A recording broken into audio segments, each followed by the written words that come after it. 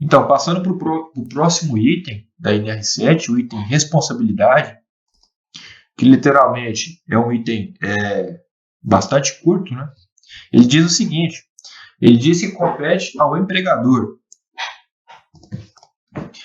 Letra A, garantir a elaboração e efetiva implantação do programa. Letra B, custear sem ônus para o empregado todos os procedimentos relacionados ao programa. E letra C, indicar médico do trabalho responsável pelo programa. Então, o empregador ele tem aí que garantir a implantação do programa e também custear todos os procedimentos relacionados ao PCMSO, além de indicar o médico do trabalho responsável. Bom, então aí o item planejamento, se formos analisar aí só no sentido literal, é o item mais comprido da NR7. E ele diz o seguinte, o programa ele deve ser elaborado considerando os riscos ocupacionais identificados e classificados pelo PGR, que é o Programa de Gerenciamento de Riscos. Então, o Programa de Controle Médico de Saúde Ocupacional, ele deve considerar aí o Programa de Gerenciamento de Riscos. Bom, então continuando. Inexistindo médico do trabalho na localidade, a organização pode contratar médico de outra especialidade como responsável pelo Programa de Controle Médico de Saúde Ocupacional.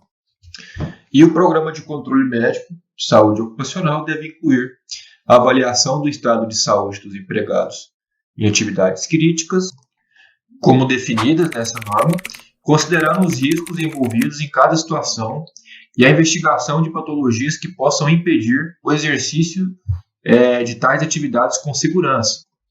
Bom, então, continuando, a organização ela deve garantir que o Programa de Controle Médico de Saúde Ocupacional descreva os possíveis agravos à saúde relacionados aos riscos ocupacionais identificados e classificados no Programa de Gerenciamento de Riscos. Letra B, contenha planejamento de exames médicos, clínicos e complementares necessários, conforme os riscos ocupacionais identificados, atendendo ao determinado nos anexos dessa NR. Letra C, contenha os critérios de interpretação e planejamento das condutas relacionadas aos achados nos exames médicos. Letra D, seja conhecido e atendido por todos os médicos que realizem os exames médicos ocupacionais dos empregados. E por fim, a letra E também deve garantir que o programa ele inclua relatórios analíticos sobre o desenvolvimento do programa, conforme o subitem 7.6.2 dessa NR, que será revisado mais adiante. Bom, então, continuando aí, o médico responsável pelo Programa de Controle Médico de Saúde Ocupacional, caso observe inconsistências no inventário de risco da organização, deve reavaliá-las em conjunto com os responsáveis pelo Programa de Gerenciamento de Risco. Então, é claro que o inventário desses riscos da organização, esse inventário tem que estar sempre condizente e atualizado com a realidade da organização e do trabalho daqueles colaboradores. Continuando o item 6, o programa deve incluir a realização obrigatória dos exames médicos, A, admissional, B, periódico, C, de retorno ao trabalho, de mudança de riscos ocupacionais, letra D, e por fim, letra E, também o demissional. Os exames médicos de que trata o subitem 7.5.6, que é o item anterior, o item 6, que a gente acabou de revisar. Então, esses exames médicos, eles também compreendem exame clínico e exames complementares, realizados de acordo com as especificações dessa e de outras normas regulamentadoras.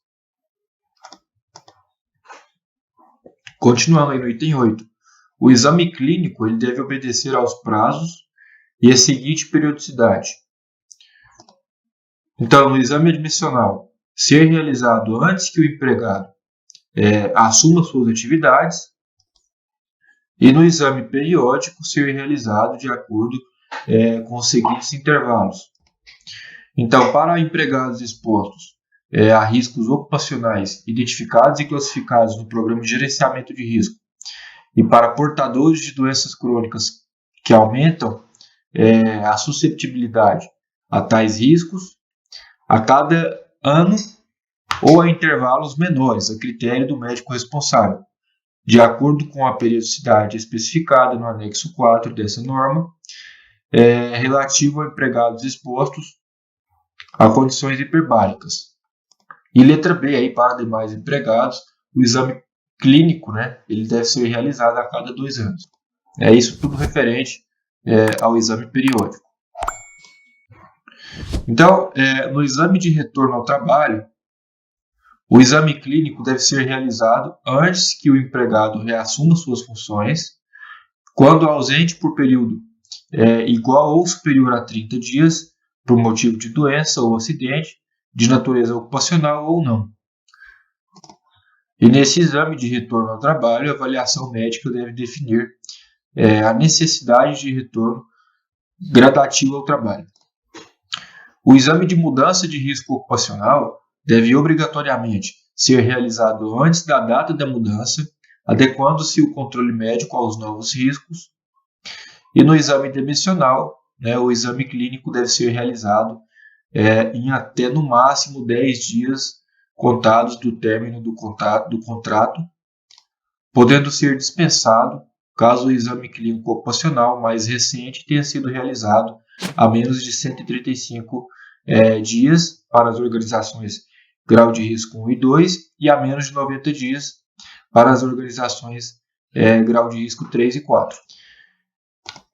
Bom, item 12, os exames complementares laboratoriais previstos nessa NR, eles devem ser executados por laboratório que atenda ao disposto na RDC Anvisa, número 302. Peço desculpas por interromper sua aula por um breve momento, mas tenho algo importante e vantajoso para compartilhar com você. Se você está gostando desta aula, tenho uma ótima notícia. Agora você pode levar sua experiência de aprendizado para o próximo nível fazendo sua matrícula em nosso site. Ao se matricular, você terá acesso exclusivo a uma série de benefícios. Primeiro, você pode baixar a apostila completa do curso em PDF, perfeita para acompanhar as aulas e revisar o conteúdo sempre que precisar. Além disso, ao concluir o curso, você terá a oportunidade de adquirir um certificado de conclusão, um grande passo para o seu desenvolvimento profissional e acadêmico. E sabe o que mais? Ao assistir às aulas diretamente em nosso site, você terá uma experiência de aprendizado sem interrupções ou propagandas. Isso significa mais foco e eficiência no seu estudo. Então, não perca essa chance. Clique no link na descrição deste vídeo ou visite nosso site para se matricular agora mesmo. É rápido, fácil e vai transformar a maneira como você aprende. Agora, vamos voltar à aula. Obrigado por sua atenção e nos vemos no site. Anvisa, número 302 de 2005, no que se refere aos procedimentos de coleta, acondicionamento, transporte e análise, interpretados com base nos critérios constantes nos anexos dessa NR, e também são obrigatórios quando, letra A, o levantamento preliminar do Programa de Gerenciamento de Risco indicar a necessidade de medidas de prevenção imediatas, ou letra B, quando houver exposições ocupacionais acima dos níveis de ação determinados na NR9, ou se a classificação de riscos no Programa de Gerenciamento de Risco indicar. Bom, ainda com relação aos exames complementares laboratoriais previstos nessa NR, o momento da coleta das amostras biológicas deve seguir o determinado nos quadros 1 e 2 do anexo 2 dessa NR, e quando a organização realizar o armazenamento e o transporte das amostras, devem ser seguidos os procedimentos recomendados pelo laboratório contratado. Bom, então, continuando o item 13. Os exames previstos nos quadros 1 e 2 do anexo 1 dessa NR Eles devem ser realizados a cada 6 meses, podendo ser antecipados ou postergados por até 45 dias, a critério do médico responsável, mediante justificativa técnica, a fim de que os exames sejam realizados em situações mais representativas da exposição do empregado ao agente. Então, se o médico julgar aí, né, que haverá outras situações mais representativas da exposição, ele tem essa margem, né, essa flexibilidade de 45 dias para antecipar ou postergar esses exames dos quadros 1 e 2. Bom, para as atividades realizadas de forma sazonal, a periodicidade dos exames constantes nos quadros 1 e 2 do anexo 1 da CNR pode ser anual, desde que realizada em concomitância com o período da execução da atividade. E ainda os exames previstos no quadro 1 do anexo 1 da CNR não serão obrigatórios nos exames admissionais de retorno ao trabalho, de mudança de risco ocupacional e demissional. Bom, continuando, no item 16, os empregados eles devem ser informados durante o exame clínico das razões da realização dos exames complementares previstos na CNR e do significado dos resultados de tais exames. Então, por que está fazendo esses exames, né? E quais foram os resultados, o que significa esses resultados? No exame admissional, a critério do médico responsável, poderão ser aceitos exames complementares realizados nos 90 dias anteriores, exceto quando definidos prazos diferentes nos anexos da CNR. Podem ser realizados outros exames complementares, a critério do médico responsável, desde que relacionados aos riscos ocupacionais classificados no Programa de Gerenciamento de Risco, PGR, e tecnicamente justificados no Programa de Controle Médico de Saúde Ocupacional, PCMSO. Para cada exame clínico ocupacional realizado, o médico emitirá atestado de saúde ocupacional, que deve ser comprovadamente disponibilizado ao empregado, né, devendo ser fornecido em meios físicos quando solicitado. Bom, e agora sobre o atestado de saúde ocupacional, ele deve conter no mínimo razão social, né, e CNPJ da organização, o nome completo do empregado, o número do seu CPF, sua função, a descrição dos perigos ou fatores de riscos identificados e classificados no Programa de Gerenciamento de Risco, que necessitem de controle médico previsto no Programa de Controle Médico de Saúde Ocupacional, ou a sua inexistência, né? Indicação e data da realização dos exames ocupacionais clínicos e complementares a que foi submetido o empregado. Letra E. Definição de apto ou inapto para a função do empregado. Letra F. O nome e número de registro profissional do médico responsável pelo Programa de Controle Médico de Saúde Ocupacional, se houver. E, por fim, a data, o número de registro profissional e a assinatura do médico que realizou o exame clínico.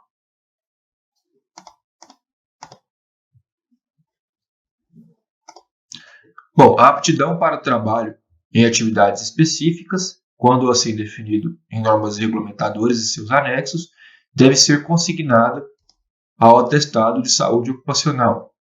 Quando forem realizados exames complementares, sem que tenha ocorrido o exame clínico, a organização emitirá recibo de entrega do resultado do exame, devendo o recibo ser fornecido ao empregado em meio físico quando solicitado. Então, sendo verificada a possibilidade de exposição excessiva a agentes listados no quadro 1 do anexo 1 da CNR, o médico do trabalho responsável pelo PCMSO deve informar o fato aos responsáveis pelo Programa de Gerenciamento de Riscos, o PGR, para a reavaliação dos riscos ocupacionais e das medidas de prevenção. Bom, então continuando aí, o último slide sobre o item planejamento da NR7. Constatada a ocorrência ou agravamento de doença relacionada ao trabalho ou alteração que revele disfunção orgânica por meio dos exames complementares, né, do quadro 2 do anexo 1, dos demais anexos dessa NL ou dos exames complementares, incluídos com base no subitem 7.5.18, que foi revisado anteriormente. Caberá aí a organização, após informação pelo médico responsável pelo PCMSO. Letra A. Emitir a comunicação de acidente do trabalho, que é a CAT. Letra B. Afastar o empregado da situação ou do trabalho quando necessário. Letra C. Encaminhar o empregado à Previdência Social quando houver afastamento do trabalho superior a 15 dias para avaliação de incapacidade e definição da conduta previdenciária. E aí, por fim, letra D. Reavaliar os riscos ocupacionais e as medidas de prevenção pertinentes ao PGR, que é o Programa de Gerenciamento de Riscos. Bom, então ainda o empregado, em uma das situações previstas no subitem 7.5.19.4 ou ponto 5, que foram os itens aí, imediatamente revisados, devem ser submetidos a exame clínico e informados sobre o significado dos exames alterados e condutas necessárias. E por último, o médico responsável pelo PCMSO, ele deve avaliar a necessidade de realização de exames médicos em outros empregados sujeitos às mesmas situações de trabalho. Muito provavelmente, se houve esse incidente com o trabalhador, os outros poderão estar com a sua saúde comprometida. E aí, tudo bem? Estou passando apenas para deixar um recado bem rápido para você que acabou de ver essa aula e que gostaria de assistir a todas as aulas desse curso. É bem fácil, basta você clicar no link que está na descrição deste vídeo ou acessar www.novacursos.com.br. Fazendo sua matrícula em nosso site, você terá acesso a todas as aulas desse curso e mais centenas de outros cursos, além de poder fazer avaliação. E caso você queira, poderá estar adquirindo o certificado com um valor bem acessível. Esse foi o recado que eu queria dar. Aguardo sua matrícula. Até breve!